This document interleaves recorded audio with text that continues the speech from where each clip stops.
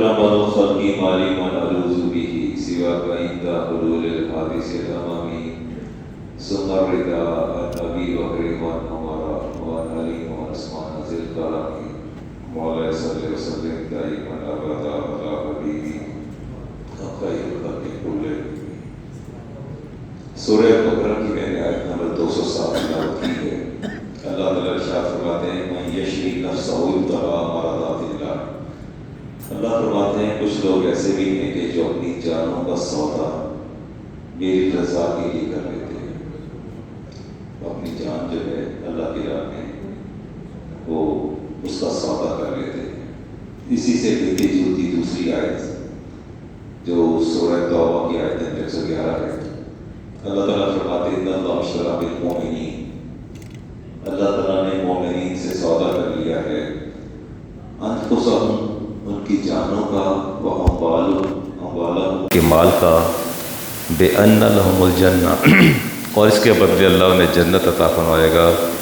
یقاتلون فی سبیل اللہ وہ اللہ کی راہ میں جہاد کرتے ہیں.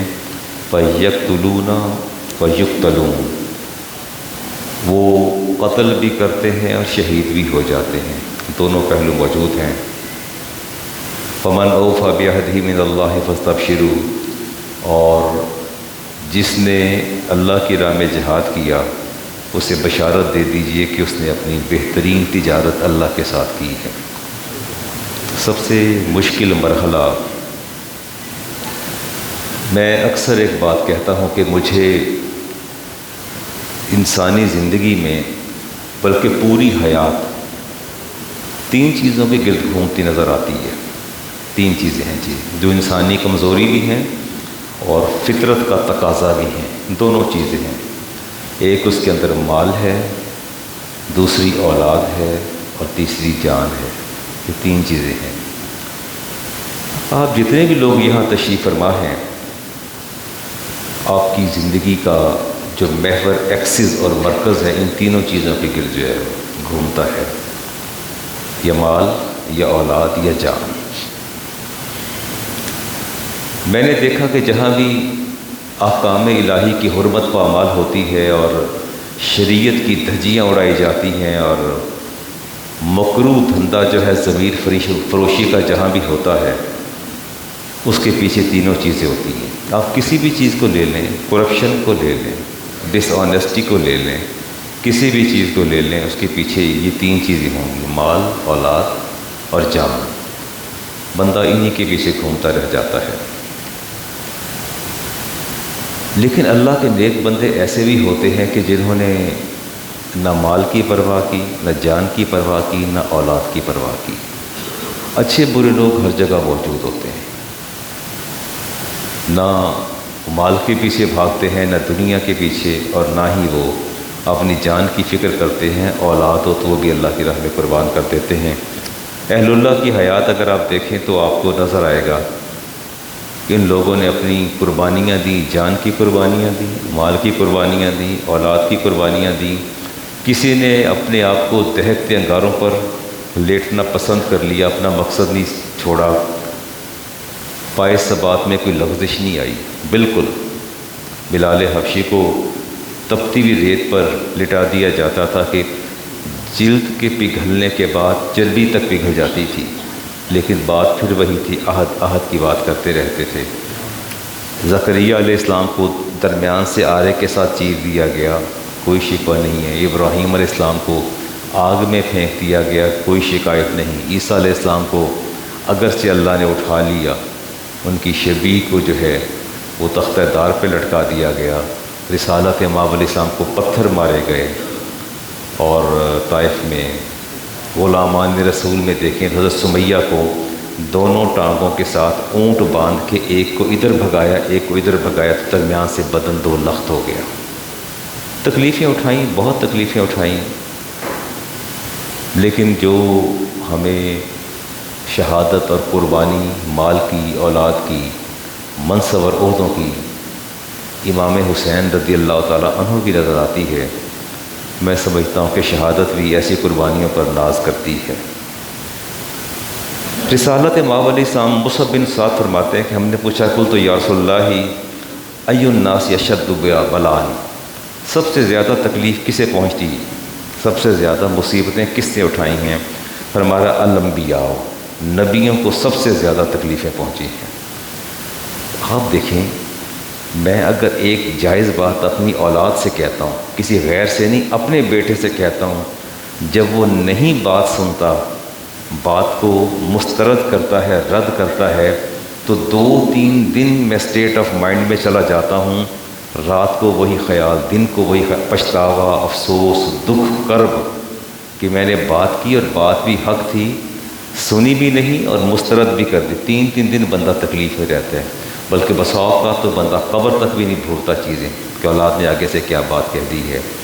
وہ تو کسی لمحے ایسا ہوتا ہے، پیغمبروں کو تو ہر لمحے مخالفت کا سامنا ہے، ہر لمحے، اور پوری سوسائٹی انکار کرتی ہے ان کی حق بات کی، لیکن میرے نبی نے فرمایا کہ سب سے زیادہ تکلیفیں انبیاء کو پہنچی ہیں، ثم الامثل فالامثل، اس کے بعد جو پیغمبروں کی مثال، جو ان کی مثال تقوی اور زہد میں زیادہ، فیبتلی راجل حسب دینہ، بندے کو تکلیف اللہ اس کے دین کے مطابق دیتا ہے۔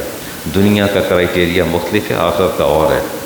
جتنے آپ زیادہ نمازیں پڑھیں گے، رب کے قریب ہوں گے، تقوی اختیار کریں گے، اللہ تعالیٰ اتنی تکلیفیں زیادہ دے گا۔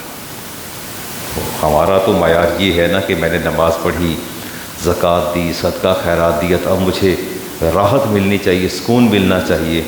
آپ نے فرمایا کہ فَيُبْتَلَى الرَّجُلُ عَلَى حَسْبِ دِينِهِ، یہ مومن مسلمان جو ہے جتنا دین کے قریب ہوگا اتنی تکلیف زیادہ ہوگی۔ فَإِنْ كَانَ دِينَهُ صُلْبًا، اگر وہ دین میں سخت ہوگا، اشتد بلاؤہ، تکلیفیں بھی اتنی زیادہ آئیں گی، مصیبتیں بھی اتنی زیادہ آئیں گی۔ وَإِنْ كَانَ فِي دِينِهِ رِقَّةٌ، اور اگر دین میں نرم ہے، کم دین پر عمل پیرا ہوتا ہے، تو فرمایا کہ ابتلا علی حسب دینہ، جتنا وہ دیندار ہوگا اتنی تکلیف آئے گی اس کو۔ ما یبرح البلاء بالعبد، فرمایا پھر اتنی تکلیفیں بندہ دنیا میں اٹھاتا ہے، حتی یترکہ یمشی علی الارض ما علیہ خطیۃ، آپ نے فرمایا پھر وہ زمین پر اس طرح چل پھر رہا ہوتا ہے کہ اس کے کندھوں پر گناہوں کا کوئی بوجھ نہیں ہوتا، بالکل گناہوں سے پاک صاف ہو جاتا ہے، تکلیفیں اٹھاتا چلا جاتا ہے اور آگے بڑھتا چلا جاتا ہے استقامت کے ساتھ، اور اللہ تبارک و تعالیٰ اس کو جو ہے وہ اپنا۔ اللہ کے نیک بندے ہمیشہ تسلیم و رضا کا شاہکار ہوتے ہیں، شکوہ نہیں کرتے۔ ابراہیم علیہ السلام نے کہیں شکوہ نہیں کیا، اسماعیل علیہ السلام نے کہیں شکوہ نہیں کیا۔ رسول کریم علیہ السلام جب غزوہ حوازن ہوا، غزوہ حنین، اور تیر اندازی کا سامنا کرنا پڑا، تو مسلمان پچھلے قدم جب پلٹے تو آپ تنہا میدان جنگ میں کھڑے تھے اور اعلان کر رہے تھے کہ میں محمد رسول اللہ ہوں اور اللہ کا سچا نبی ہوں۔ آپ کی وہ عظیمت اور استقامت جو ہے اس میں سے حصہ ملا ہے امام حسین رضی اللہ تعالیٰ عنہ کو، اس میں کوئی شک نہیں۔ اور کہا تھا اقبال نے، غریب و سادہ رنگین ہے داستان حرم، نہایت اس کی حسین ابتدا اسماعیل، ابتدا ہے اسماعیل۔ اسماعیل علیہ السلام اجمال تھے اور تفصیل جو ہے امام حسین رضی اللہ تعالیٰ عنہ کو جو ہے وہ بنا کے اللہ تعالیٰ نے پیش کیا۔ عبد الرحمن بن ملجم تھا، اس نے علی المرتضیٰ شیر خدا کو شہید کیا تھا۔ جب بھی وہ سامنے سے گزرتا تو آپ فرمایا کرتے تھے، نشاندہی کرتے تھے کہ یہ شخص میرا قاتل ہوگا، یہ شخص میرا قاتل ہوگا۔ تو کہا آپ کے احباب نے، آپ اسے قتل کیوں نہیں کروا دیتے؟ تو فرماتے ہیں میں اپنے قاتل کو کیسے قتل کروا دوں، پتہ تھا اور ان کو پہلے سے خبر دی جا چکی تھی۔ پھر رسالت امام علیہ السلام نے فرمایا کہ اے علی میں آپ کو بتاؤں کہ دنیا میں 2 بدبخت ترین انسان کون سے ہیں؟ کہ یا رسول اللہ کون؟ فرمایا ایک احیمر، قوم سمود کا وہ شخص جس نے صالح علیہ السلام کی اونٹنی کی ٹانگیں یا کونچے کاٹیں، اور فرمایا دوسرا وہ شخص اللہ کے نزدیک بدبخت ترین ہوگا جو اپنی تلوار سے آپ کے سر پر ضرب لگائے گا اور اس کو آپ کے سر کے خون سے آپ کے جبڑے تر ہو جائیں گے۔ علم تھا آپ کو، لیکن کبھی آپ نے دعا نہیں مانگی کہ یا اللہ مجھے شہادت سے محفوظ رکھ لے، اور سارا کچھ ہونے کے باوجود۔ اور امام علی مقام رضی اللہ تعالیٰ عنہ کو بھی اپنی شہادت کا پتہ تھا، یہ نہیں تھا کہ آپ بے خبر تھے، بالکل کلیئر کٹ بات تھی، اور یہ بڑی منفرد شہادت تھی۔ اس کا شہرہ جو ہے وہ بڑی ہی دیر سے تھا۔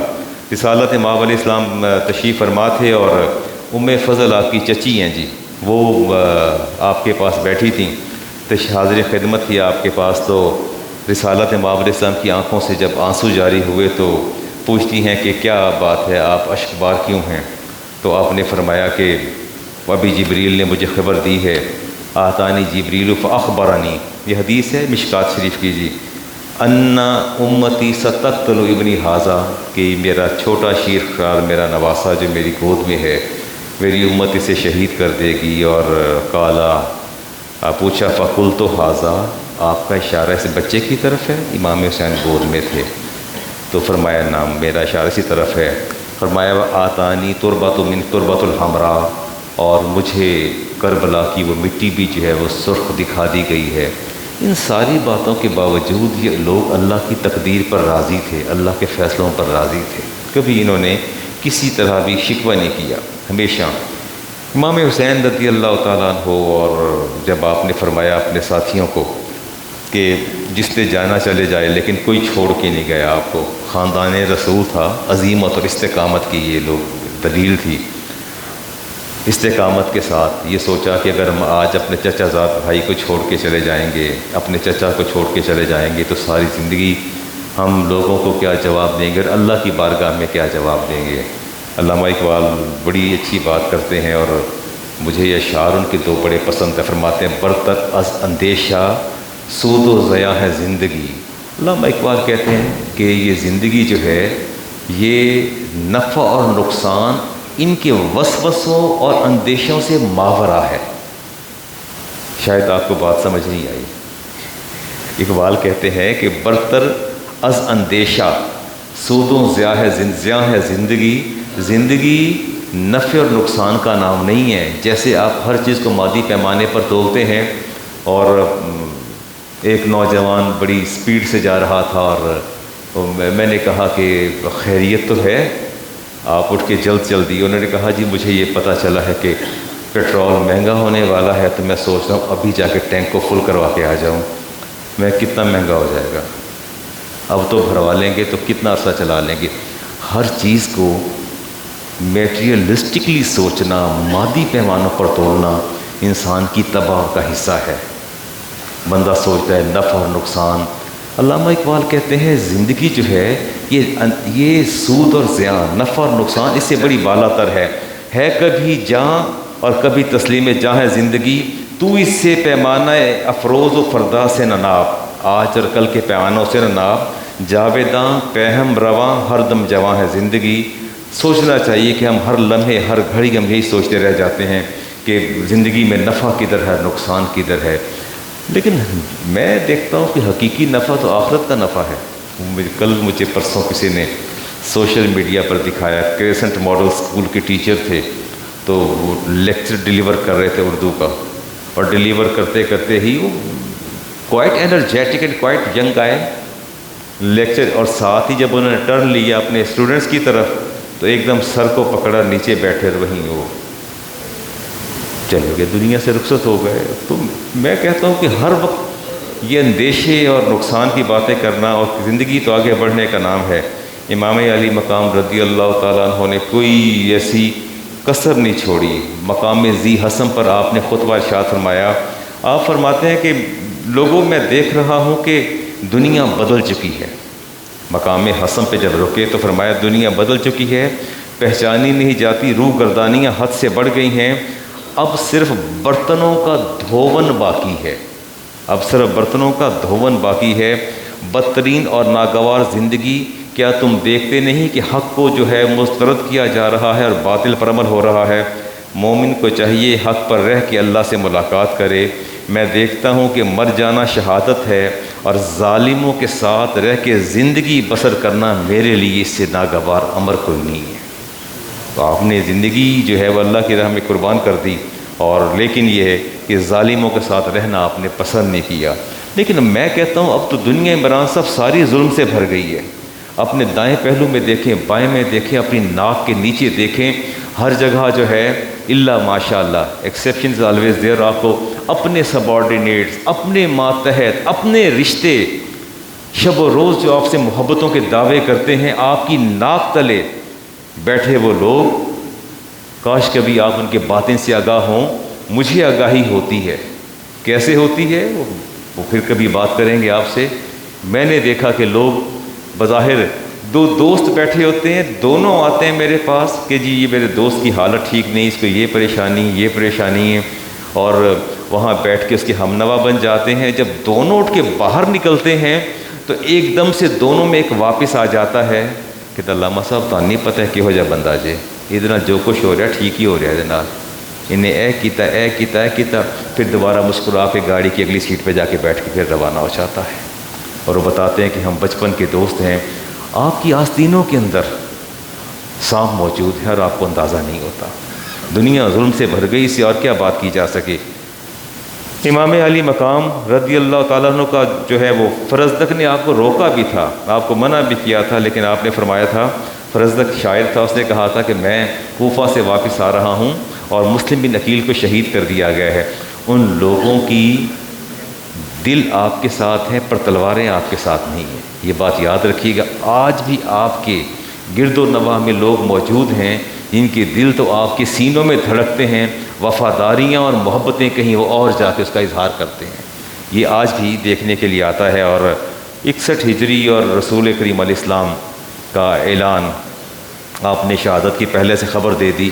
کچھ میں بات کی محبت کی بھی کر لوں جی.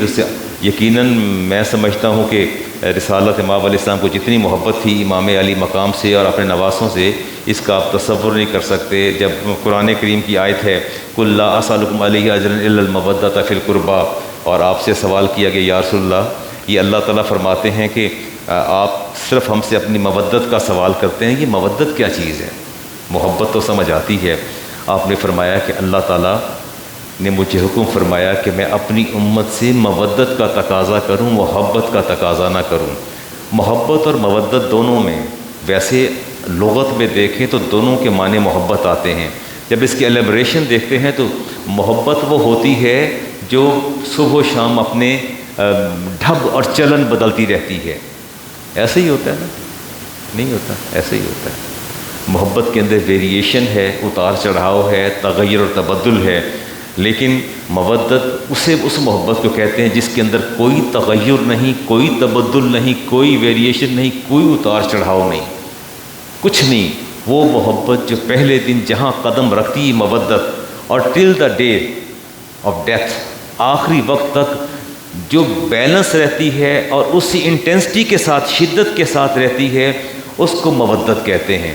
اللہ تعالیٰ فرماتے ہیں کہ مجھے اپنے نبی کے اہل بیت کے لیے تمہاری محبت نہیں چاہیے, تمہاری مودت چاہیے. محبت نہیں چاہیے, مودت چاہیے. کیا آپ نے محبت نہیں کی کسی سے؟ ہم بھی محبت کرتے ہیں, ماں سے, باپ سے, بیوی سے, اولاد سے.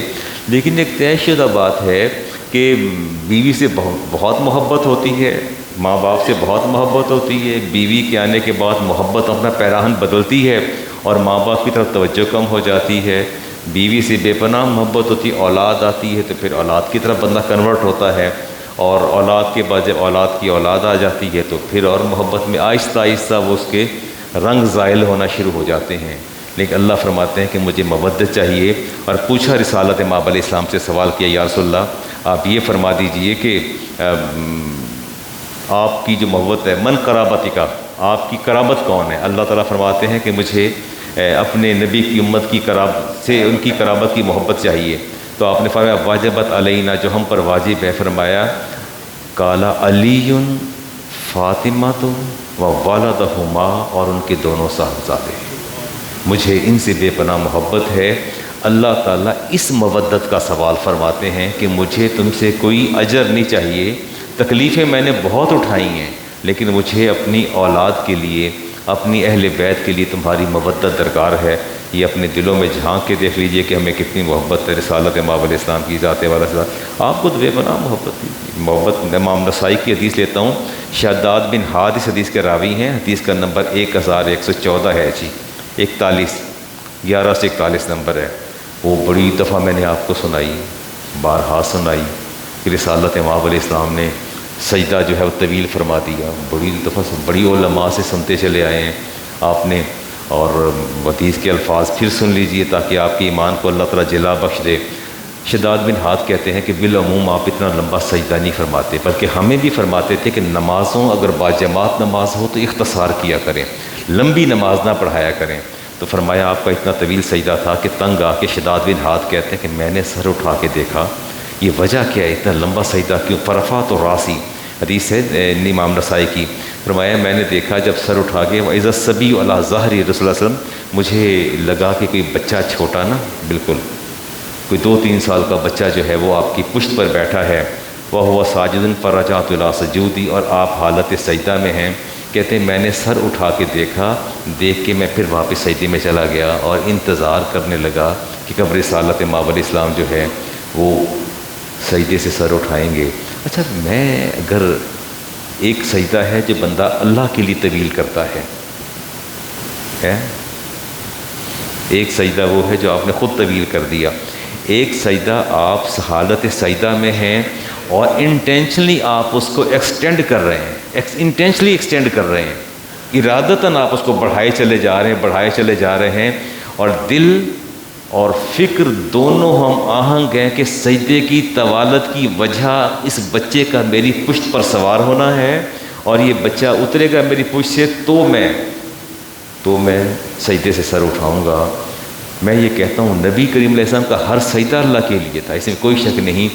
یہ سجدہ دوسرے سجدوں سے جدا تھا، اس کی جو کیفیت تھی دوسرے سجدوں سے مختلف تھی، اس کی ڈیوریشن کا بڑھ جانا، اس کو ایکسٹینڈ کر دینا، اس کے پس پردہ جو آپ کی فکر کا فرما تھی کہ میرے بچے کو تکلیف نہ ہو، اگر میں اٹھوں گا تو چھوٹا بچہ گر جائے گا، تو مجھے وہ تکلیف گوارا نہیں، اور آپ نے طویل سجدہ کر دیا۔ اور پھر اس کا اگر یہ تو ہماری پرسیپشن ہے، میرا اور آپ کا خیال ہے، لیکن آپ نے خود ارشاد فرمایا جب صحابہ نے کہا حتی ظننا انہ قد حدث امر، یا رسول اللہ ہم نے تو سمجھا کہ حادثہ رونما ہوا، اور آپ اللہ کے پاس تشریف لے گئے، آپ نے سجدے سر نہیں اٹھایا، تو آپ نے فرمایا کہ قال ذلک لم یکن، فرمایا اس لیے میں نے سجدہ لمبا نہیں کیا، فرمایا ولکن ابنی ارتحلنی، میرا بیٹا مجھ پر سوار تھا، فکرہت ان اعجلہ حتی یقضی حاجتہ، اور میں انتظار کر رہا تھا۔ کرہت کا لفظ ہوتا ہے کراہت محسوس کرنا، فرمایا فکرہت، اور مجھے کراہت محسوس ہو رہی تھی، ناپسند کر رہا تھا کہ میں اٹھوں گا تو میرا بیٹا گر جائے گا، تو میں نے سجدے کو طویل کر دیا۔ اللہ تعالیٰ فرماتے ہیں سورۃ حجرات میں ان الذین ینادونک من وراء الحجرات، وہ لوگ جنہوں نے باہر کھڑے ہو کے میرے نبی کو آوازیں دی تھیں، ملنے کے لیے ڈیلیگیشن آیا تھا تو پتہ چلا کہ آپ گھر تشریف لے گئے ہیں، تو انہوں نے انتظار نہیں کیا تھا، کھڑے ہو کے دروازے پر آواز دی تھی۔ اللہ تعالیٰ نے وحی نازل فرمائی، ان الذین ینادونک من وراء الحجرات اکثرہم لا یعقلون، یہ لوگوں نے میرے نبی کا انتظار نہیں کیا، انہیں انتظار کرنا چاہیے تھا، انہوں نے گھر کے باہر کھڑے ہو کے آواز دی یا محمد، فرمایا اللہ فرماتے لا یعقلون، ان کو عقل ہے ہی نہیں، ان کو عقل ہی نہیں ہے کہ انہیں انتظار کرنا چاہیے تھا، میرے نبی کے آپ تشریف لاتے تو یہ باہر آتے۔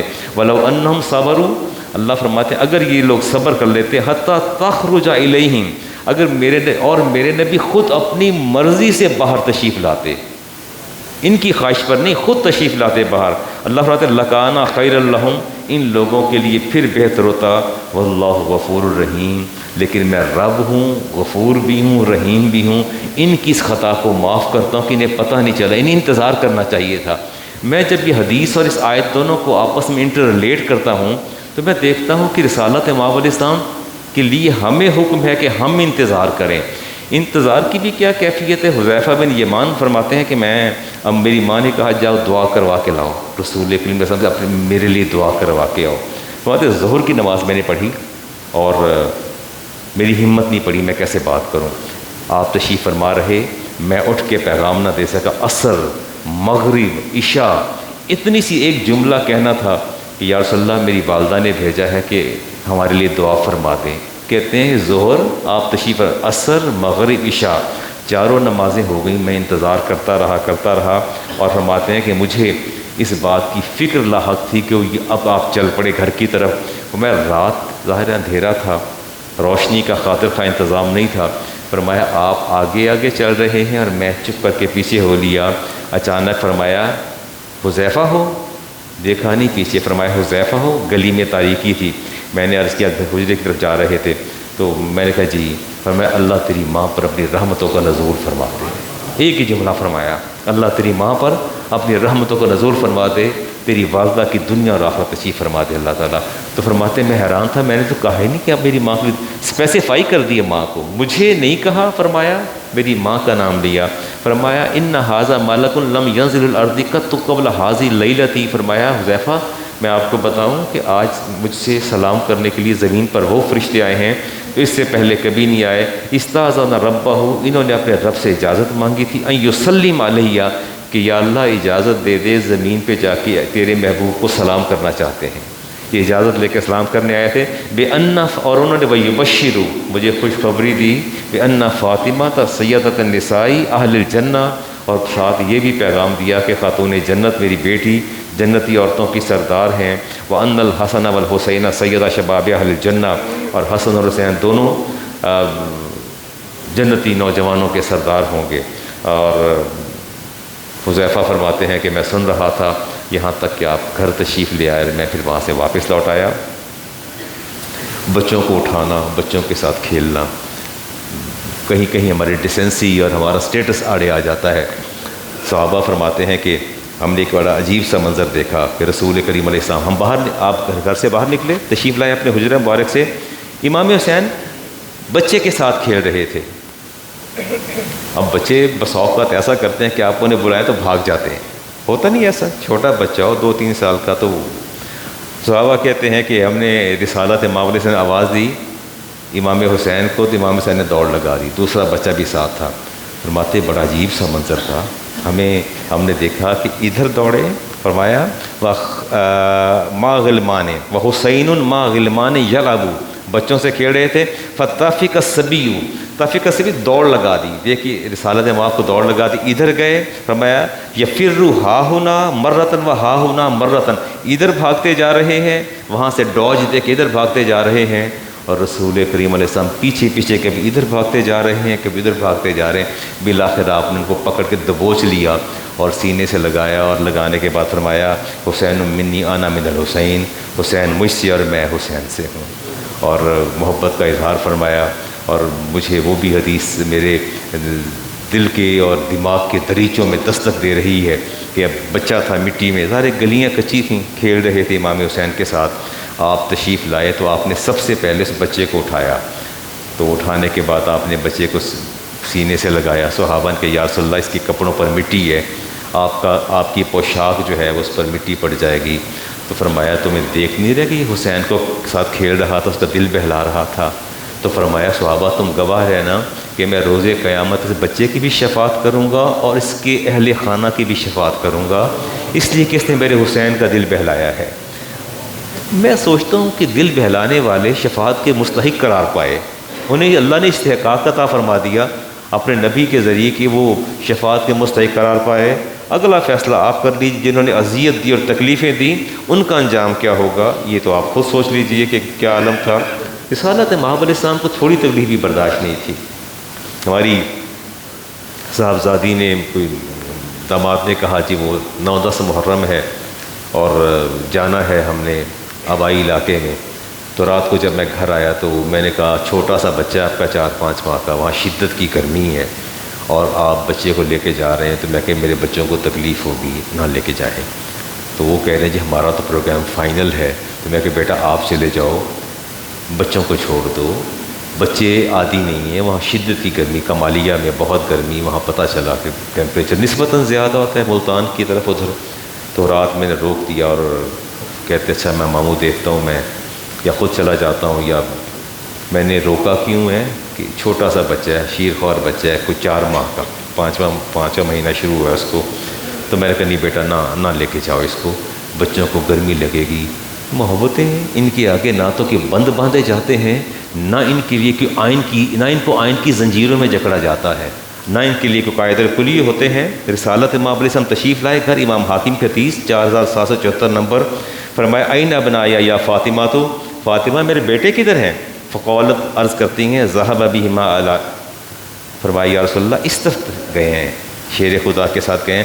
فتوجہ رسول اللہ صلی اللہ علیہ وسلم، آپ نے توجہ فرمائی، فوجدہما یلعبان من مشربۃ، آپ نے دیکھا تو کھجوروں کے باغ میں دونوں بھائی کھیل رہے تھے، اور ہاتھ بین ایدیہما فضل تمرۃ، جو کھجوریں نیچے گر جاتی ہیں تو ان کے ہاتھوں میں ایک ایک دو دو کھجوریں تھیں۔ رسالت مآب علیہ السلام دیکھا کہ شیر خدا نظر نہیں آ رہے، دیکھا تو کھجور کے درخت پر تھے۔ آپ نے وہیں سے آواز فرمائی، یا علی الا تقلب ابنتی قبل الحر، علی دیکھو سورج طلوع ہونے والا ہے، اس کے طلوع ہونے سے پہلے پہلے میرے بچوں کو واپس گھر لے آنا، مجھے اندیشہ ہے کہ سورج کی حدت تپش میرے بچوں کو تکلیف نہ پہنچائے، ان کو واپس لے کے آ جانا۔ یہاں سے آپ لگائیے، فرمایا ان کو تپش حرارت پہنچے گی، تکلیف ہوگی تو مجھے یہ تکلیف اذیت دے گی، فرمایا ان کو واپس لے آئیے۔ میں دیکھتا ہوں کہ رسالت مآب علیہ السلام کو تو یہ بات بھی گوارا نہیں تھی کہ گرمی کی شدت میرے نواسوں کو، میرے بیٹوں کو وہ پریشان کر دے، تو فرمایا کہ واپس لے آئیے گا۔ اللہ تعالیٰ فرماتے ہیں سورۃ احزاب، ان الذین یؤذون اللہ ورسولہ، جنہوں نے اللہ اور اس کے رسول کو اذیت دی، لعنہم اللہ فی الدنیا والآخرہ، ان پر دنیا میں بھی اللہ کی لعنت ہے اور آخرت میں بھی اللہ کی لعنت ہے، وعد لہم عذابا مہینا، اللہ فرماتے ہیں میں نے ایسے لوگوں کے لیے دردناک عذاب تیار کر رکھا ہے جنہوں نے میرے نبی کو اذیت پہنچائی ہے۔ اذیت کوئی فزیکلی ہٹ کرنے سے نہیں ہوتی، یہ نہیں کہ اذیت کو آپ اسپیسیفائی کر دیں۔ افتخار صاحب، عمران صاحب، مجھے آپ ایک بات کر دیں، اس کے بعد میں شاید مہینوں ہوش میں نہ ہوں، مجھے ہوش ہی نہ ہے کہ مجھے اتنی بڑی بات کیسے کسی نے کہہ دی، اور بندہ سوچتا رہتا ہے۔ ضروری نہیں کہ بندہ فزیکل ہٹ کرے کسی کو، بس اوقات ایسا ہوتا ہے کہ آپ کی زبان کے کلمات انسان کو طاقت و تاراج کر دیتے ہیں، انسان سوچ بھی نہیں سکتا کہ میرے ساتھ ہوا کیا اور کہا کیا۔ اللہ فرماتے ہیں کہ جس نے میرے نواسوں کو، اللہ کے رسول نے فرمایا کہ من احب الحسین والحسن فقط احبنی، جس نے ان دونوں سے محبت کی اس نے مجھ سے محبت کی، من ابغضہما فقط ابغضنی، جس نے ان دونوں سے بغض رکھا اس نے مجھ سے بغض رکھا۔ فرمایا میں یہ کبھی بات پسند نہیں کرتا کہ کوئی میرے حسین کو تکلیف تھی، کوئی میرے۔ اور ایک دفعہ آپ تشریف فرماتے، حدیث ہے جی، میں دیکھ رہا ہوں البدایہ والنہایہ سے میں نے لی، اور ایک اور بھی کتاب حدیث کو میں نے دیکھا، ہاں طبرانی کے معجم الکبیر میں نے دیکھا، آپ نے فرمایا کہ کیا تمہیں پتہ ہے کہ دنیا میں کوئی ایسی شخصیت بھی ہے کہ جس کے بخیر الناس جدن و جدتن، جس کی مثل کسی کا نانا بھی نہ ہو اور نانی بھی نہ ہو، دونوں جس کی مثل نہ ہو۔ اور فرمایا کہ ایسی شخصیت کو جانتے ہو؟ فرمایا الا اخبرکم الناس خیر الناس امن و امتن، فرمایا کوئی ایسا ہے کہ جس کے ماموں، خالہ، پھپھا، پھوپھی، ماں، نانا، نانی اس سے کوئی عظیم تر ہو؟ تو آپ نے بعد میں ارشاد فرمایا وہ میرے صاحبزادے، میرے بیٹے حسن اور حسین ہیں۔ آپ نے ارشاد فرمایا ابوہما، فرمایا امہما فاطمہ بنت رسول اللہ علیہ وسلم، ان کی ماں فاطمہ اللہ کے رسول کی صاحبزادی ہیں۔ ابوہما علی بن ابی طالب، والد ان کے ابی ابن طالب ہیں۔ اموہا جعفر ابن ابی طالب، چچا ان کے جعفر ابن ابی طالب ہیں۔ فرمایا و امتہا ام ہانی، اور پھپھی ان کی ام ہانی ہیں بنت ابی طالب۔ اور فرمایا و خالہم القاسم ابن رسول اللہ، اور ان کے ماموں قاسم ابن رسول ہیں۔ فرمایا خالتہما زینب و رقیۃ و ام کلثوم بنات رسول اللہ صلی اللہ علیہ وسلم، اور ان کی خالائیں تین اور تینوں رسول کریم سے اللہ کے رسول کی صاحبزادیاں۔ تو آپ نے فرمایا بھلا بتاؤ تو اس سے زیادہ بہتر اور مقدس رشتوں کا کوئی حامل ہو سکتا ہے؟ فرمایا سوال ہی پیدا نہیں ہوتا کہ اللہ تبارک و تعالیٰ نے جو رشتے ان کو عطا فرمائے۔ سید عمر فاروق رضی اللہ، اچھا 5000 درہم تھا اعزازیہ یا مشاہرہ اہل بدر کے لیے، جو غزوہ بدر میں صحابہ شریک ہوئے، باقیوں کو تھوڑا ملتا تھا وظیفہ، ان کا مستقل آپ نے 5000 درہم پر منتھ آپ نے ان کے لیے فیصلہ کر رکھا تھا۔ امام حسن اور حسین کو بھی آپ 5,000 دیتے تھے۔ آپ کے صاحبزادے عبداللہ ابن عمر نے اس پر اعتراض کیا تھا، کہا تھا کہ دونوں نے نہ تو کسی جہاد میں حصہ لیا ہے اور نہ ہی دونوں نے کوئی ان کی اتنی خدمات ہیں، لیکن میں محسوس کر رہا ہوں کہ یہاں آپ کا جو انصاف کا تقاضا ہے وہ متزلزل ہو رہا ہے، اور آپ ان کو 5000 یا تو کسی غزوات میں شریک ہوئے ہوں، کوئی جہاد میں، ان کی سروسز اسلام کے لیے اتنی نہیں ہیں۔ تو وہ آپ نے جواب دیا کہ عبداللہ ابن عمر، یہ آج کے بعد یہ بات کبھی زبان پر نہ لانا۔ عبداللہ کیا بتاؤ کہ تیرا باپ ان کے باپ جیسا ہے، تیری ماں ان کی ماں جیسی ہے، تیرے بھائی ان کے بھائی جیسے ہیں، فرمایا تیرے نانا ان کے نانا جیسے ہیں، تیری نانی ان کی نانی جیسی ہے، فرمایا مجھے کہیں سے کوئی ایک قدر کا اشتراک بتا دو، کوئی قدر مشترک ہے، فرمایا تم نے بات کیسے کر دی؟ فرمایا الاقرب فالاقرب، سب سے زیادہ حق جو ہے وہ امام حسن امام حسین رضی اللہ تعالیٰ عنہ کا ہے جی۔ اقبال کا بھی ذکر کرتے چلے ہیں، وہ بھی دیکھتے چلے جاتے ہیں اقبال کیا فرماتے ہیں۔ اقبال کہتے ہیں رمز قرآن از حسین آموختم، کہتے ہیں کہ مجھے قرآن کی سمجھ امام حسین کی قربانی سے آئی ہے، میں نے قرآن کو سمجھا تو فرماتے ہیں از حسین آموختم ز آتش او شعلہ ہا اندوختم، کہ امام حسین کے عشق کی آتش نے کئی چراغ روشن کر دیے، تا قیامت قطع استبداد کر، قیامت تک آپ نے جو استبداد اور ظلم کا جو ہے اس کو منقطع کر دیا، موج خون او چمن ایجاد کر، اور آپ کے خون سے آپ نے وہ گلستان سینچا جس کا کوئی تصور بھی نہیں کر سکتا، بحر حق در خاک و خون غلطیدہ است، فرماتے ہیں کہ آپ نے حق کے لیے اپنی جان کو اور قربان کیا اور اپنا خون خاک پہ بہا دیا۔ فرماتے ہیں کہ پس بنائے لا الہ الا اللہ گردیدہ است، اور آپ نے لا الہ الا اللہ کی بنیاد رکھ دی۔ آپ فرماتے زندہ حق از قوت شبیری است، اگر آج حق زندہ ہے تو یہ امام حسین رضی اللہ تعالیٰ کی قربانی سے زندہ ہے، باطل آخر داغ حسرت میری است۔ فرماتے مدعش، ایک آواز آتی ہے ہلکی ہلکی نا سوشل میڈیا پر ویسے بھی کہ امام حسین جو تھے ان کو کوئی سلطنت کا یا حکومت اور سلطنت دینی ہوتی تو آپ اس طرح نہتے کبھی بھی نہ جاتے، اپنے شیرخوار بچوں کو کون لے کے جاتا ہے جہاد کے لیے، جان قربان کرنے کے لیے؟ فرمایا نہیں، ایسی بات نہیں تھی۔ فرماتے مدعش سلطنت بودیا کر، اگر ان کا سلطنت حاصل کرنے کا ارادہ ہوتا خود نہ کرد با چنی سامان سفر، تو اس طرح بغیر سامان کے سفر کبھی نہ کرتے۔ تیغے او بحر عزت و دین بس، آپ کی تلوار دین کی عزت کے لیے اٹھی تھی، اور آپ فرماتے ہیں مقصد او حفظ و آئین بس، اور آپ کا مقصد ایک تھا کہ اللہ کے رسول کے آئین کو جو ہے اس قانون کو بتا دیا جائے۔ اور اقبال ایک مقام پر کہتے ہیں اے صبا اے پے کے دور افتگاں، اے صبح کی ہوا میں تجھے تیری خدمت میں یہ عرض کرتا ہوں، اشک ماں بر خاک پاکور رساں، فرماتے ہیں کہ تو عقیدت مندوں کے آنسوں کی خیرات لے کے امام عالی مقام کے قدموں میں جا کے جو ہے تو رکھ دے تاکہ ہماری عقیدتیں بھی وہاں تک پہنچ سکیں۔ اور کہا اقبال نے گرچہ ہر مرگ است بر مومن شکر، مومن کے لیے ہر شہادت جو ہے انتہائی میٹھی ہوتی ہے، مرگ پورے مرتضیٰ چیزیں دیگر، لیکن امام علی مقام کی شہادت جو ہے یقیناً اس کا کوئی بھی دوسرا نہیں ہو سکتا، نیم البدل نہیں ہو سکتا۔ ہمارا پروگرام ہوگا انشاءاللہ کل ہفتے کو عصر کے بعد، میں دوبارہ بھی اناؤنس کروں گا، اور عصر سے مغرب تک روزے کی افطاری کا بندوبست بھی یہاں کیا جائے گا۔ شہادت امام حسین رضی اللہ تعالیٰ عنہ کا ذکر کرنا اور آپ کی ذات جو ہے اس کو اس کی صفات کو اجاگر کرنا۔ اچھا، میں ہر بندے کا ایک اپنا نقطہ نظر ہوتا ہے، میرا نقطہ نظر یہ ہمیشہ رہا ہے کہ ہمیں امام علی مقام کی سیرت جو ہے اس پر ہمیں توجہ دینی چاہیے۔ اس سیرت کو ہم نے بھلا دیا اور سیرت پر ہماری توجہ نہیں ہے۔ ہم نماز کی بات کرتے ہیں کہ امام حسین رضی اللہ تعالیٰ عنہ نے نماز کبھی نہیں چھوڑی، تو ہماری نمازیں کہاں جاتی ہیں؟ اور آپ نے اپنے صاحبزادوں کو شہید کروایا۔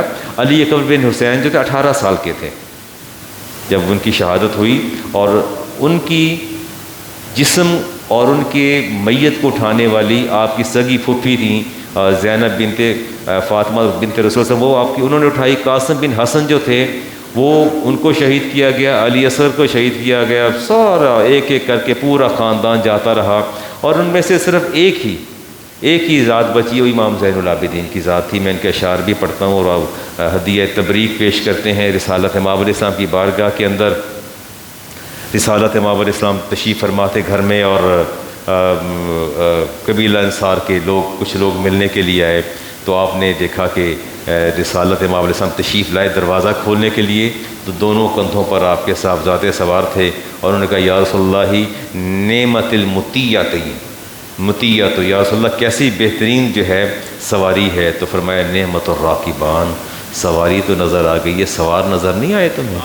تو میں سوار کو بھی تو دیکھو نا، مجھے کہہ دیا کہ ایسی بہترین سواری ہے، سوار دیکھو سوار کیسے ہیں۔ اور الحسن والحسین یتکلبان علی بطن رسول اللہ صلی اللہ علیہ وسلم، ہمیشہ آپ کے پیٹ پر چڑھ کے ہمیشہ کھیلا کرتے تھے، اور اظہار محبت کیا کرتے تھے۔ میں حدیث لے رہا ہوں جی امام احمد بن حنبل کی، سعید خدری سے حدیث کے راوی ہیں۔ آپ نے فرمایا کہ ان رحم رسول اللہ لا تنفع قومہ، ان لوگوں کا کیا حال ہوگا جو اس عقیدے کے حامل ہیں کہ نبی کریم علیہ السلام کی نسبت جو ہے لا تنفع قومہ، کسی کو قوم کو نفع نہیں دے گی یوم القیامتی، قیامت کے دن۔ فرمایا بلا واللہ، میں خدا کی قسم کھا کر کہتا ہوں، ان رحمی موصولۃ فی الدنیا والآخرہ، آپ نے فرمایا میرا نسب اور حسب دنیا میں بھی قائم ہے، قیامت کو بھی قائم رہے گا۔ میرے اہل بیت سے محبت میں دنیا میں بھی نفع دے گی اور آخرت میں بھی نفع دے گی۔ آپ نے دو ٹوک آپ نے پیغام دیا۔ عمر بن عبدالعزیز نے امام حسن کے صاحبزادے کو زور سے چٹکی کاٹی تو وہ بلبلا اٹھے، تو پوچھا چٹکی کو کاٹی ہے؟ تو انہوں نے کہا چٹکی آپ کو اس لیے کاٹی ہے کہ قیامت کے دن جب میرا اور آپ کا سامنا ہو تو میں آپ کو یاد دلاؤں گا کہ میں نے آپ کو چٹکی کاٹی تھی تاکہ آپ میری شفاعت کر سکیں، آپ میری سفارش کر سکیں۔ اپنے اپنے پیرائے محبت کے اپنے اصول اور اپنے لکل شیء اساس، رسالت امام علیہ السلام فرمایا کہ ہر شے کی ایک بنیاد ہوتی ہے، اور فرمایا اساس الاسلامی حب اصحابی و اہل بیتی، اسلام کی بنیاد جو ہے، اساس جو ہے وہ صحابہ سے محبت ہے اور اہل بیت اطہار سے محبت ہے۔ آپ باہر تشریف لے جا رہے تھے اور جو ہی خاتون جنت کے آپ حجرے کے سامنے گزرے تو آپ کو رونے کی آواز آئی، آپ رک گئے، اور رکنے کے بعد فقام فازع، ٹھٹک کے رہ گئے اور رک گئے، اور چند گھڑی چند لمحے رکے رہے، اور صحابہ سوچ رہے تھے کہ نہ جانے کیا بات ہے۔ ہم نے غور نہیں کیا کہ رونے کی آواز پہ رک گئے ہیں، تو رسول اکرم کے سامنے فرمایا کہ دیکھو اللہ تعالیٰ کی یہ جو نعمت ہے نا اولاد، فرمایا ان الوالد لفتنۃ، فرمایا اولاد تو واقعی بہت بڑی آزمائش ہے، اولاد تو واقعی بہت بڑی آزمائش ہے۔ لقد کنت علیہا، میں یہاں رک گیا ان دونوں کے طرف، وما عاقل، اور مجھے خیال بھی نہیں آیا اس چیز کا کہ میں کیوں رکا ہوں۔ فرمایا علم تعلمنی ان بقاؤ یؤذینی، فرمایا کہ تم جانتے نہیں ہو کہ جب حسن حسین روتے ہیں تو مجھے کتنی اذیت ہوتی ہے، مجھ سے تکلیف برداشت نہیں ہوتی۔ اور خود واپس گھر تشریف لے گئے خاتون جنت کے، اور انہیں آپ نے فرمایا کہ فاطمہ میں نے آپ کو پہلے بھی کتنی بار کہا ہے ان بچوں کو نہ رلایا کرو، ان کا رولانا مجھے بہت اذیت دیتا ہے۔ بچے کا رونا تو نیچرل فنومینا ہے، بچے تو روتے ہیں، فرماتے ہیں ان کو رونے نہیں دینا، چونکہ جب روتے ہیں تو مجھے بہت تکلیف ہوتی ہے۔ آپ فرمایا کرتے تھے کہ میرا یزید سے مقابلہ اس بات پہ ہے، مل امام الا بالقرآن، امام وہ جو قرآن پر عمل کرنے والا ہو، امامت کا خلافت کا حقدار وہ ہے، والقائم بالقسط، اور انصاف اور عدل کرنے والا ہو، والدائن بدین الحق، اور فرمایا کہ دین اور حق پر قائم رہنے والا ہو۔ اور اسی بات پر آپ کا اختلاف تھا، اسی بات پر آگے بڑھے۔ امام زین العابدین رضی اللہ تعالیٰ عنہ کے جو اشعار ہم اکثر سنتے بھی رہتے ہیں، ہمارے قاری صاحب تشریف لاتے ہیں، دل کی جلا کے لیے اور آپ کی توا کے ذوق کے لیے پیش کرتا ہوں جی۔ جب اکیلے رہ گئے تھے آپ، یہ شاید آپ کے دل کے دریچے کھول دے، کلام تو میں نے بہت دفعہ پڑھا اور صاحب سنتے ہیں، ان التیا روح الصبا یومن الی ارض الحرم، آپ فرماتے ہیں کہ ہوا آج صبح اگر تیرا گزر سرزمین حرم سے ہو جائے، بلغ سلامی رودتن فیہا النبی المحترم، فرمایا کہ میرا سلام اس سرزمین پر پہنچانا روضہ انور کے اندر جہاں میرے نبی تشریف فرما ہے۔ یہ اب غور سے سنیے گا، مم وجہ شمس الضحیٰ۔ اچھا یہ قافلہ واپس جا رہا تھا اور آپ جو تھے جیل میں تھے، زندان میں آپ کو ڈالا ہوا تھا، زندان کے اندر بیٹھ کے آپ نے کلام لکھا، آپ نے بیہائنڈ دا بارز بیٹھ کے لکھا۔ فرماتے ہیں ایسی شدت میں جب کہ باپ بھی شہید، چچا بھی شہید، بھائی بھی شہید، پورے اہل بیت اطہار میں سے ایک بھی مرد باقی نہیں بچا، آپ بیمار تھے اور تنہا تھے، اور کیفیت کیسی ہے، کوئی اپنوں کا غم نہیں، اپنا غم نہیں، گھر کے اجڑنے کا غم نہیں، شہداء کا غم نہیں۔ فرماتے ہیں من وجہ شمس الضحیٰ من خدہ بدر الدجا، کہتے ہیں اس نبی کو میرا سلام کہہ دیجیے گا جن کا چہرہ انور مہر نیم روز کی طرح ہے اور جن کے رخسار تاباں چاند کی طرح ہے۔ یہ تعریف کر رہے ہیں، من ذاتہ نور الہدا، میرے وہ نبی کی ذات جو نور الہدا ہے، ہدایت کا نور ہے، من کف بحر الہمم، اور ان کی ہتھیلی سخاوت کا دریا ہے. یہ تعریف کر رہے ہیں. قرآنہ برہاننا فسخل لادیان مدد، کہتے ہیں قرآن ہماری دلیل ہے، اور ایسی دلیل ہے کہ اس نے سارے جتنے بھی الہامی مذہب تھے سب کتابوں کو منسوخ کر دیا. اذ جاءنا احکامہ کل الصحف صار العدم، جب یہ حکم آ گیا تو اللہ نے سارے صحیفے، ساری کتابیں، سب کی سب اللہ تعالیٰ نے جو ہے معطل فرما دی، معدوم کر دی. اکبادنا مجروحۃ، اصولی طور پر تو ہونا یہ چاہیے تھا کہ امام عالی مقام کے صاحبزادے امام زین العابدین کو مرثیہ کہنا چاہیے تھا. آپ کو میری بات سمجھ نہیں آئی. میں بہت کچھ کہہ گیا ہوں، نہ کہتے بھی بہت کچھ کہہ گیا ہوں. خدا کرے کہ آپ کو سمجھ آ جائے، یہی بات سمجھ آ جائے کہ جنہوں نے اپنے ہاتھوں سے اپنے والد کے جسم اطہر کو دیکھا، خاک و خون میں تڑپتے دیکھا، بھائیوں کو دیکھا، جنہوں نے اپنے بھتیجوں کو دیکھا، اپنے خاندان کو دیکھا، اس شدت غم میں غلام علی صاحب انہوں نے مرثیہ نہیں کہا. آپ میری بات نہیں سمجھ، کوئی بھی میری بات نہیں سمجھ رہا میں کیا کہنا چاہتا ہوں. اس شدت غم میں بھی انہوں نے مرثیہ نہیں کہا، انہوں نے کوئی حالت غم کا اظہار نہیں کیا. وہ اللہ کی رضا پر راضی تھے اور جانتے تھے کہ یہ قربانی جو میرے والد اور میرے خاندان نے دی ہے، قیامت تک یہ اسلام کی پیشانی کا جھومر بن کے چمکے گی. وہ یہ جانتے تھے.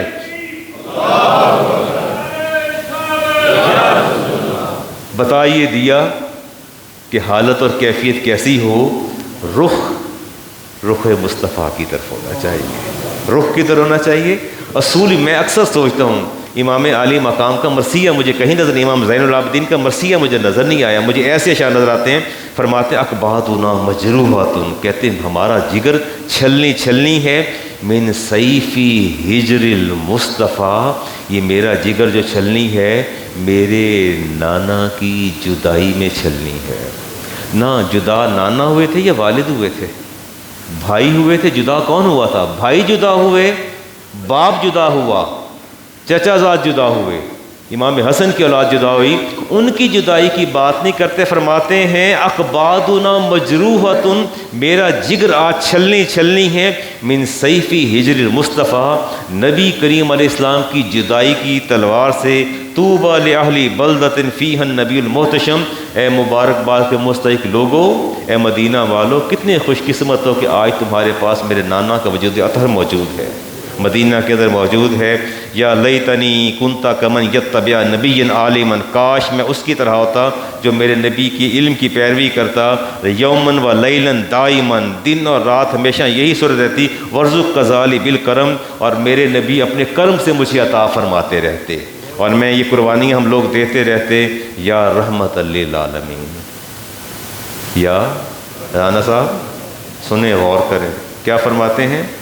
میں نے یہاں لکھوایا تھا یا اللہ یا رسول اللہ، تو یہ اللہ بھلا کرے شیخ اخلاق صاحب کا، افتخار صاحب کا، یہ بڑے جانثار لوگ ہیں ایڈمنسٹریشن کے لوگ، وہ انہوں نے یہاں سے ہٹا دیا کہ شرک ہو رہا ہے، اس کو یا مٹا کے جو ہے وہ اس کو اللہ رسول محمد لکھ دو، یا مٹ جائے. پتہ نہیں ہے تو ہے، میرا خیال ہے شاید. ہاں وہ کہتے ہیں یا رحمت للعالمین. یہ کون کہہ رہے ہیں؟ انت شفیع المذنبین، آپ کون ہیں؟ شفاعت کرنے والے. کس کی؟ مذنبین، گناہ گاروں کی شفاعت کرنے والے، نیکوکاروں کی نہیں. اکرم لنا یوم الحزین فضلا وجودا والکرم. امام زین العابدین کی بات کرتا چلوں آپ سے.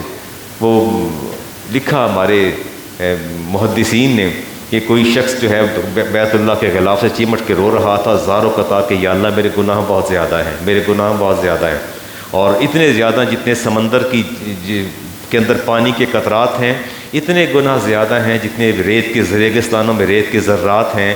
فرماتے شخص روتا رہا یہاں تک کہ تہجد کی اذان آئی اور لوگوں نے پکڑ کے بیت اللہ کے غلاف سے ان کو الگ کیا. ان کی جب چادر اتاری تو امام زین العابدین تھے.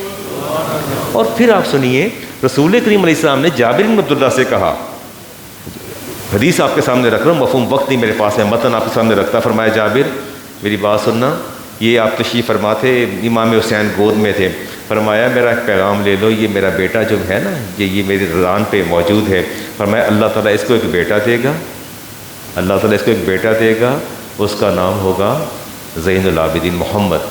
نام ہوگا، فرمایا جب آپ کی اس سے ملاقات ہوگی تو آپ نے میرا سلام پہنچا دینا ہے۔ اب اس حدیث پر میں بحث نہیں کرتا، اس پر تو میں آدھا گھنٹہ آپ سے کلام کروں اور آپ کو پتہ چلے۔ فرمایا اس کا مطلب ہے کہ آپ کو پتہ تھا کہ جابر بن عبداللہ موجود ہوں گے اور آپ کی ملاقات جو ہے امام زین العابدین سے ہوگی، تو فرمایا قیامت کے دن منادی جب ندا دے گا کہ اللہ کی مخلوق میں جو سید العابدین ہیں وہ کھڑے ہو جائیں، تو فرمایا میرے اس بیٹے کا بیٹا کھڑا ہو جائے گا، وہ کھڑا، وہ امام الزین العابدین ہیں، ان کی میں بات کر رہا ہوں۔ اب اس سے آگے میں کیا بات کر رہا ہوں؟ یا رحمت للعالمین، اے تمام جہانوں کے لیے رحمت، انت شفیع المذنبین اکرم لنا یوم الحزین۔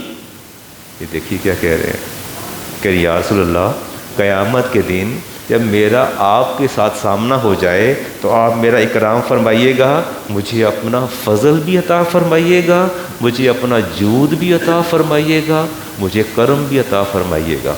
پھر شعر سنیے دوبارہ، اکرم لنا، اکرم کہتے ہیں کسی کو عزت دینا، اکرام دینا، اکرم لنا، جب قیامت کو میں آپ کے پاس حاضر ہو جاؤں تو آپ نے مجھے میرا اکرام فرمانا ہے یوم الحزین۔ وہ قیامت کے دن کو یوم الحزین کہا جا رہا ہے، غم کا دن کہا جا رہا ہے۔ فرمایا اس دن میری آپ نے اس غم کے دن میں آپ نے کیا دینا؟ فضلاً، اپنا فضل مجھے عطا کرنا ہے، اپنا جود، اپنی سخاوت عطا کرنی ہے، والکرم، اور اپنا کرم بھی عطا کرنا ہے۔ قاسم صاحب شرک نہیں ہو رہا، یہ شرک نہیں ہے، فضل تو اللہ کرتا ہے اور کرم بھی اللہ فرماتا ہے اور سخاوت، جود بھی، عجبت بھی اللہ تعالیٰ کی ذات ہے۔ یہ عقیدہ ہے امام زین العابدین رضی اللہ تعالیٰ عنہ کا عقیدہ ہے۔ پھر فرماتے ہیں یا رحمت للعالمین ادرک لی زین العابدین، اے رحمت العالمین ادرک، سنبھالیے، ادرک لی زین، کس کو سنبھالیے؟ نہیں تو اگر آپ کہہ لیں گے یا رسول اللہ مجھے سنبھال لیجیے تو شرک ہو جائے گا۔ شرک کی بنیاد تو پھر رکھی امام زین العابدین نے جو کہتے ہیں کہ یا رسول اللہ مجھے سنبھالیے، ادرک لی زین العابدین، آئیے مجھے سنبھالیے، محبوس ایدی ظالمین فی الموکب والمزدحم، کہ وہ ظالموں کے ہاتھوں میں گرفتار ہے، حیران اور پریشان ہے۔ پریشانیاں اور حیرانیاں دور کرنے والی ذات اللہ کی ہے۔ امام زین العابدین نے عقیدہ دیا کہ جب بھی کبھی مشکلات پڑے، کبھی کوئی تکلیفان پڑے، تو اپنے نبی کو پکارنے میں کوتاہی نہ برتیے گا، کبھی کوتاہی نہ برتیے گا۔ جو کچھ ہے اللہ تبارک و تعالیٰ اپنے نبی کے توسل سے عطا فرماتا ہے۔ بس میں اپنی گفتگو ختم کرتا ہوں، دوبارہ پھر اعلان کرتا ہوں جی انشاءاللہ کل عصر سے مغرب، شیخ صاحب عصر سے مغرب تک ہمارا پروگرام ہوگا۔ کوئی 3-4 منٹ ایک بات آپ سے کر لیتے ہیں جی۔ کسی نے پوچھا تھا کہ یہ مسجد کے جو ہے وہ پیسوں سے ہم کسی کو قرض دے سکتے ہیں؟ دے سکتے ہیں قرض؟ مسجد کا چندہ ہے اور ڈونیشن جمع ہے، بینک کے اندر اکاؤنٹس میں رقم ہے، تو دیا جا سکتا ہے؟ نہیں دیا جا سکتا۔ اچھا دوسروں انہوں نے کیا جی، تو میں خود مجھے بتایا انہوں نے کہ جی ہم نے مسجد کے پیسوں سے کمیٹی ڈالی ہوئی ہے اور کمیٹی سے جو پیسے نکلتے ہیں اسے مسجد پہ خرچ کرتے ہیں، کمیٹی قرض کے حکم میں آتی ہے، آپ مسجد کے پیسوں سے کمیٹی نہیں ڈال سکتے، یہ بھی ذہن میں رکھیے گا۔ ایک چھوٹا سا ایشو ہے جی، کوئی کل پرسوں 2 دن سے وہ کہہ رہے علامہ صاحب جواب دے دیں، وہ کہتے ہیں ہمارے ایک بزرگ ہیں اور ان کا طرز عمل یہ ہے، ان کا بیٹا ہو، بیٹی ہو، داماد ہو، بہو ہو، سمدھی ہو، سمدھن ہو، زوجہ ہو، بڑے زود رنج ہیں اور ناراض ہو جاتے ہیں، اور کسی سے غلطی ہو جائے تو ان کا تقاضا یہ ہوتا ہے کہ ان کو ہاتھ جوڑ کے معافی منگے تو میرے پیر پھڑے، پھر ان میں معاف کراں گا۔ پاور آف پرس بھی ان کے ہاتھ میں ہے، بس اب خود سمجھ جائیے کہ جس کے پاور آف پرس جس کے ہاتھ میں ہوگی اس کا سٹیٹس فیملی میں کہ سب کو نوازتے رہتے ہیں، سب کو نوازتے ہیں، اور پھر بامر مجبوری لوگ ان کے پاؤں پکڑتے ہیں، لوگ ان کے آگے ہاتھ جوڑتے ہیں اور ان کی منتیں کرتے ہیں، پھر بھی تباہ میں آئے تو راضی ہوتے ہیں، کہتے ہیں اگر موڈ ان کا نہ ہو تو پھر وہ راضی نہیں ہوتے۔ فرماتے مولانا یہ فرما دیجئے کہ از روئے شرع اس کا کیا حکم ہے، لوگوں سے پاؤں پکڑوانا، معافیاں منگوانا، ہاتھ جوڑوانا، اس کے بارے میں کیا حکم ہے؟ عفو اور درگزر کہتے ہیں کہ اپنی خطا کار کی اپنی خطا کا اعتراف کر لے اور نادم ہو اور غیر مشروط طور پر اس پر معافی مانگے۔ اعتذار کہتے ہیں معذرت کرنے کو، بندہ اپنی غلطی کے کوئی جواز پیش کر کے اس پر معذرت طلب کر لے۔ اگر آپ بنیادی طور پر دیکھیں تو کسی سے معافی منگوانا، پاؤں پکڑوانا، ہاتھ جڑوانا، اس کے پیچھے جو فکر کار فرما ہے وہ عجب اور خود پسندی اور تکبر ہے۔ ایسے ہی ایسے ٹھیک ہو گیا جی، آپ نے تائید فرما دی۔ اور یہ شرع انتہائی گناہ ہے اور غیر اخلاقی حرکت ہے۔ اب میں آپ کو 2-3 قرآن کریم کی آیت، ابن ماجہ کی حدیث ہے کہ خیرکم من خیرکم لأہلہ، تم میں سے بہتر انسان وہ ہے جو اپنے اہل و عیال کے لیے بہتر۔ کیسا لگتا ہے بیٹا باپ سے معافی مانگ رہا ہے، ہاتھ جوڑ رہا ہے، اور کبھی بیوی پاؤں پکڑ رہی ہے، کبھی بہو پکڑ رہی ہے پاؤں، کبھی داماد پکڑ رہا ہے، کبھی سمدھی سمدھن وہ ناراض ہیں۔ اللہ تعالیٰ ارشاد فرماتے ہیں سورۃ نور کے اندر وَلْيَعْفُوا وَلْيَصْفَحُوا، فرمایا معاف کر دیا کرو، درگزر کرو۔ یہ سنیں گے آیت کا حصہ؟ آپ سنیں گے؟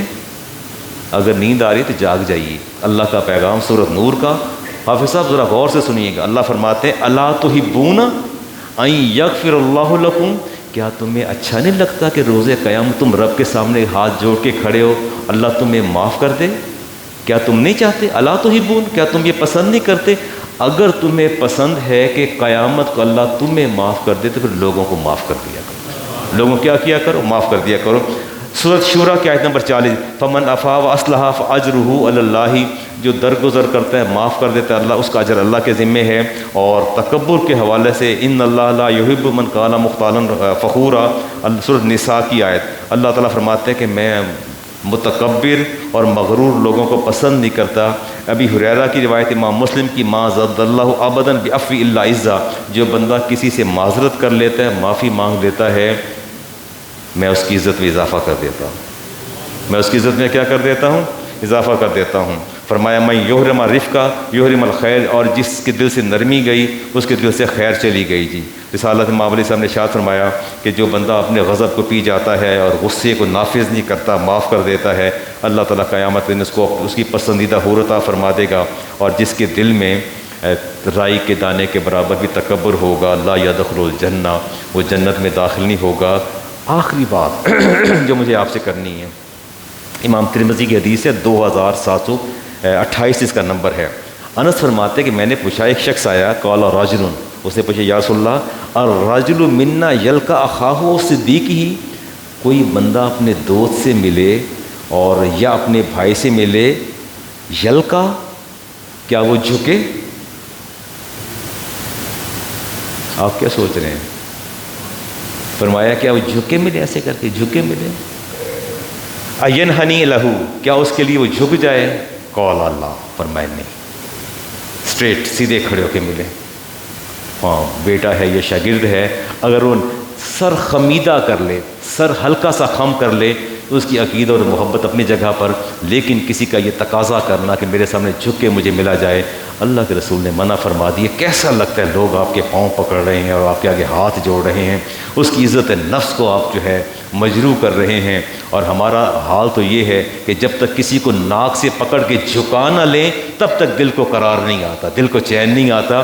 ایک بندہ، اور میں یہ کہتا ہوں کہ اگر بندہ چل کے آپ کے پاس آ گیا ہے اور اظہار معذرت کرتا ہے تو خاموش ہو جانا چاہیے، اس کو بات کرنے کا موقع ہی نہیں دینا چاہیے کہ وہ آپ کے سامنے معذرت کرے، اسے خاموش کروا دیں، جو ہو گیا ٹھیک ہو گیا، بس چھوڑیں، ماضی کی باتوں کو چھوڑیں۔ اللہ تبارک و تعالیٰ پر اپنا کرم فرمائے۔